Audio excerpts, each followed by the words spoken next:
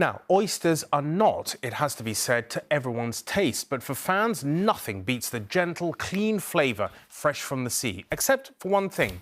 Only 6% of oysters farmed off the British coast are actually fit to eat without being treated first. Once they are perfectly safe.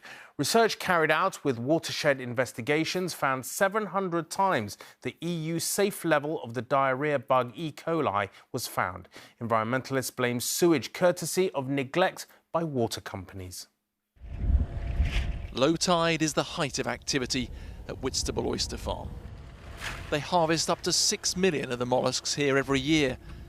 But there's a problem. The sea's a swathe of microorganisms that the oysters naturally filter. So they enjoy being out here and getting the water. But I'm guessing then if they're fed by the sea, whatever's in the water ends up in them. Yes, that's true. As a result, oysters are a good indicator of how clean water is.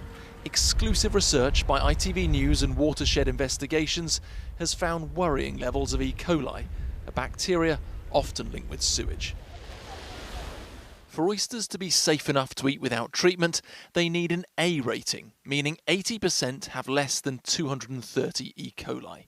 Across a 5-year period, only 6 meet that standard. The same percentage have E. coli levels above 46,000, meaning they can never be sold, even if treated. 2 shellfish areas have recorded levels of 160,000, 700 times above the A rating. We asked marine biologist Richard Stafford whether sewage is to blame. I think it's very likely that that's the cause. E. coli in any of the animals which we eat from the sea is never a good thing. It probably means they've been eating raw sewage. It comes with risks of things like norovirus as well. Back in Whitstable, the blue-tit wild swimmers have a saying. Keep your eyes open and your mouth shut. It's absolutely disgusting that we're in what should be lovely, clean sea and thinking, oh my God, I could catch something.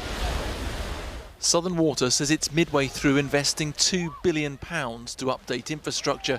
It also points out E. coli can be caused by things other than sewage, including agricultural runoff and wildlife. The oysters themselves are treated with clean water and UV before being sold.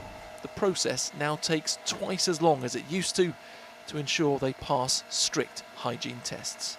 And on heart, the oysters are as safe as safer than ever been. The amount of testing and risk assessments we do. The issue is the public perception and also the fact that we're closed for long periods.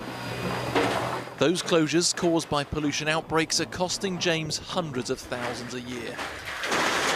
The government says it's imposed the toughest targets ever to cut sewage spills, but improvements will take years. Meanwhile, an industry is struggling to stay afloat. Martin Stew, News at 10.